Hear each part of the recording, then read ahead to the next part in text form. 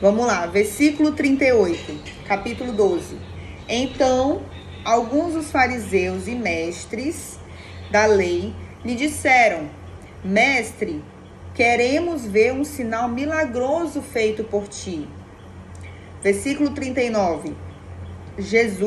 Olha o que Jesus respondeu. Uma geração perversa e adúltera pede um sinal milagroso, mas nenhum sinal lhe será dado, exceto o sinal do profeta Jonas. Pois assim como Jonas esteve 3 dias e 3 noites no ventre de um grande peixe, assim o Filho do Homem ficará 3 dias e 3 noites no coração da terra. E aí no versículo 41, Jesus fala: os homens de Nínive se levantarão no juízo com esta geração e a condenarão, pois eles se arrependeram com a pregação de Jonas, e agora está aqui o que é o maior do que Jonas. Então o que Jesus está falando aqui é algo muito importante. Os fariseus, mestres da lei, chegaram para Jesus pedindo: Senhor, eu quero um milagre, me mostra aí, me prova aí quem tu és, né? E aí Jesus respondeu o quê? Geração perversa e adúltera pede sinal milagroso. Ele não dá. Jesus não dá nenhum milagre. Você imagina aí, você imaginar essa imagem de Jesus? Ele chegando dizendo: não vou te dar milagre não. É um ponto que muita gente não fala isso aqui no púlpito, né? Eu nunca vi, rapaz, até hoje eu não vi um pastor que fala essa parte aqui. Por quê? Porque é uma parte de confronto, é uma parte onde fala muito sobre o coração do homem, que no caso aqui é perverso e adúltero. E aí é um ponto que a gente tem que ter muito cuidado com o nosso coração. Aqui, os fariseus, eles estavam querendo que Jesus provasse que ele era, né? E a gente tem que ter cuidado que às vezes nós também fazemos isso com o nosso coração adúltero, com o nosso coração perverso.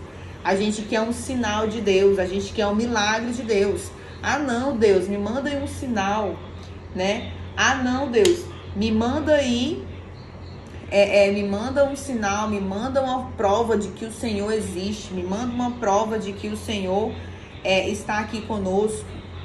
E temos que ter muito cuidado com essa prova que vem do nosso coração. Por quê? Porque se o nosso coração está buscando essa prova como uma prova de fé, como uma prova de dúvida sobre Deus, a gente está sendo essa geração perversa e adúltera. Se a gente está querendo uma prova, isso que acontece muito, gente, com os ateus, por exemplo.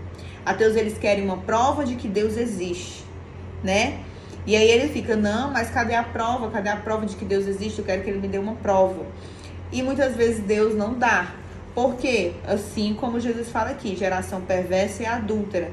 Quer um milagre, sendo que o milagre não vai trazê-lo para Deus. O milagre vai ser apenas para tentar provar ali que Deus existe, que Deus está presente, mas no final nem vai trazer uma conversão. Jesus, ele já via isso, ele sabia que esse milagre, mesmo eles pedindo, não ia levar à conversão. Então é importante a gente ter esse discernimento nessa parte aqui, quando Jesus fala sobre o milagre, que ele não deu. Para quem não conhece Jonas, eu já fiz uma série de vídeos sobre Jonas. Jonas é um livro bem curtinho, tá bom? Jonas é um livro, se eu não me engano, de 3, 4 capítulos, bem legal, é muito bacana. Ele é um homem totalmente comum, parecido conosco.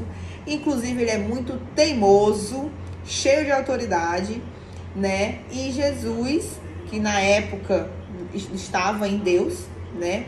Que era o próprio Deus, falou com ele, deu uma missão e ele negou. E aí ele negou, ele quis fugir da missão de Deus. E nessa missão, desse fugir da missão de Deus, algumas coisas aconteceram, que é exatamente o que Jesus falou aqui. Ele ficou 3 dias, 3 noites dentro de um corpo de um peixe, né? E aí Jesus, ele relaciona esse tempo de Jonas com o tempo de ressurreição dele, que a gente viu aí na Páscoa, né? Que ele fala que o homem ficará 3 dias e 3 noites no coração da terra, certo? E aí, da mesma forma que Jonas estava dentro do peixe, né, que ele foi morto dentro do peixe, ele ressuscitou 3 dias depois, assim como Jesus. Só que aí no final ele fala, porque ele está falando com o mestre da lei e fariseus, certo? Nesse momento, eles sabem quem é Jonas, eles conhecem a história de Jonas.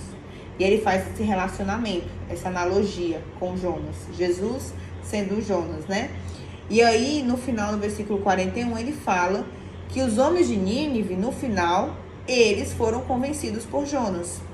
Só que esses daqui não vão ser convencidos. Jesus já sabia que eles não seriam convencidos com a sua ressurreição.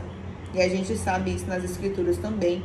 Quando a gente viu aí na Páscoa, quem assistiu a peça da Páscoa, a gente sabe que até os discípulos duvidaram da ressurreição de Jesus. Achavam que ele ia ser ressuscitado só no céu. Ficaram tristes, não entendiam o que estava acontecendo, né? Então, Jesus faz essa analogia com Jonas. No versículo 42, Jesus continua, ó. A rainha do sul se levantará no juízo com esta geração e a condenará. Aqui ele está falando de pessoas que se arrependeram, pessoas que já estão em Deus. E essas pessoas, junto com o próprio Deus, condenará aqueles que não aceitaram Jesus. Aqueles que não se arrependeram na palavra de Jesus.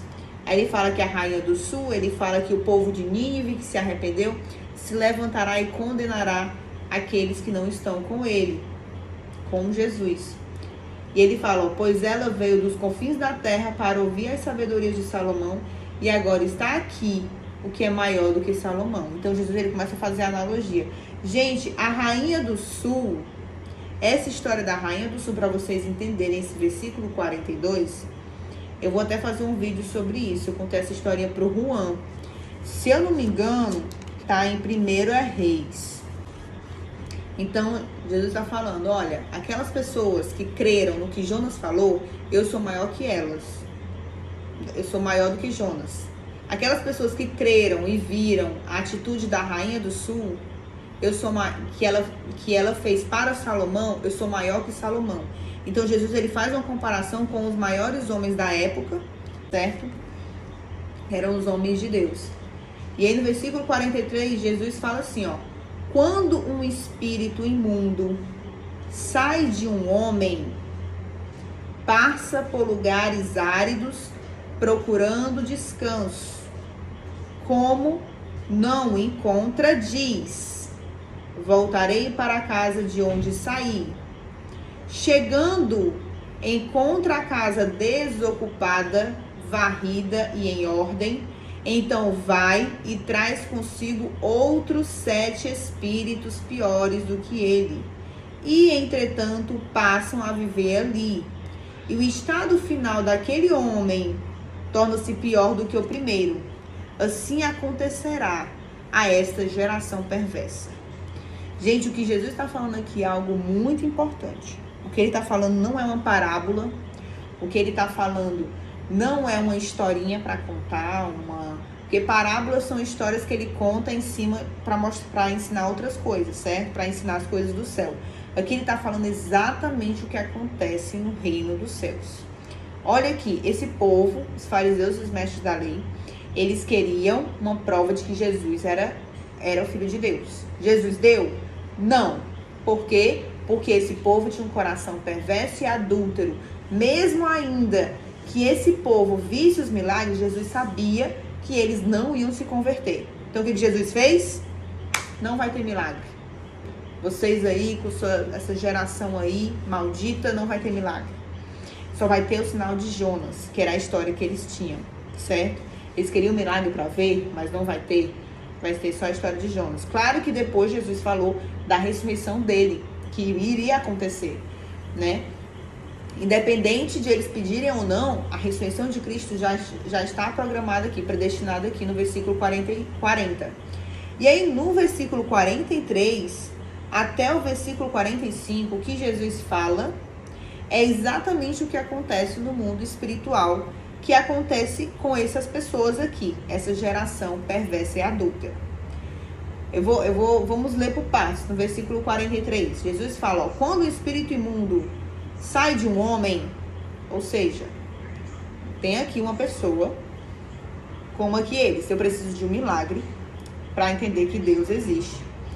E aí, o espírito imundo sai deste homem, ou seja, sai da vida dele, sai da casa dele, onde estiver. Porque este homem acabou crendo que Jesus é rei, que Jesus é o Salvador. Certo? Ele saiu, porque para o espírito imundo sair, o bem tem que chegar, o bom tem que chegar. A gente já viu até aqui que cada espírito imundo que sai é porque Jesus expulsou, é porque Jesus chegou. Então, Jesus chegou e mostrou quem ele era. A pessoa creu, a geração creu e o espírito imundo saiu. O que acontece com esse espírito imundo? Ele vai procurar, ele fala, voltarei para a casa onde saí. Ele dá a volta e volta para a casa de onde ele saiu. Ele volta para o homem de onde ele saiu. Quando ele chega lá, a casa está desocupada, varrida e em ordem. O que é isso? Ele encontra a casa desocupada, varrida e em ordem. Então ele vai e traz consigo outros 7 piores. Então o que acontece?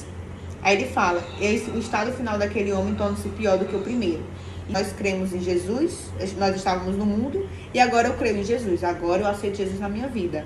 Pronto, e agora? Agora o único espírito que me atormentava na minha vida antiga, ele saiu, foi procurar mais 7. Só que ele tá ali fora.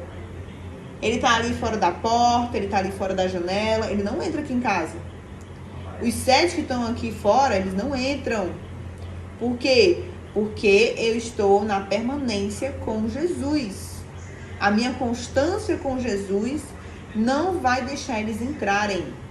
Entenderam aí? Por isso que o crente sofre mais do que o descrente. Por quê? Porque tem 7 atormentando o crente. Não é só um. O descrente só tem um, porque como ele não tem Jesus, é muito fácil um demônio, um espírito maligno, imundo, conversar com ele. Porque ele não tem Jesus. Ele não tem o Espírito Santo ali guiando ele. É guiado pelo pecado. Agora, se eu tenho Jesus, o Espírito Santo habita em mim, eu fico mais forte. E aí, quando eu começo a viver, ser guiada pelo Espírito Santo, um espírito imundo não vai ser o suficiente. Vai precisar de uma legião, aí vem 7. Só que na minha constância, na medida que estamos aqui buscando a palavra de Deus, orando e buscando estar com o Senhor, nessa medida aqui, os 7 não vão entrar na minha casa. E a casa aqui que Jesus fala não é só a casa física que existe aqui onde a gente mora. É o nosso coração, é a nossa mente, é o nosso corpo, é o nosso espírito, selado, protegido pelo Espírito Santo.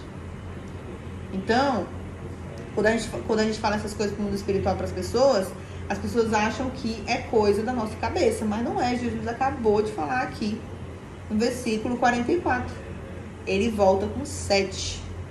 Por isso que é importante estarmos em comunhão, por isso que é importante nós irmos para a igreja, por isso que é importante a gente estar lendo a palavra de Deus, porque senão, sozinhas, não vamos conseguir. A gente precisa, uns dos outros, nos fortificar e estarmos firmes no Senhor.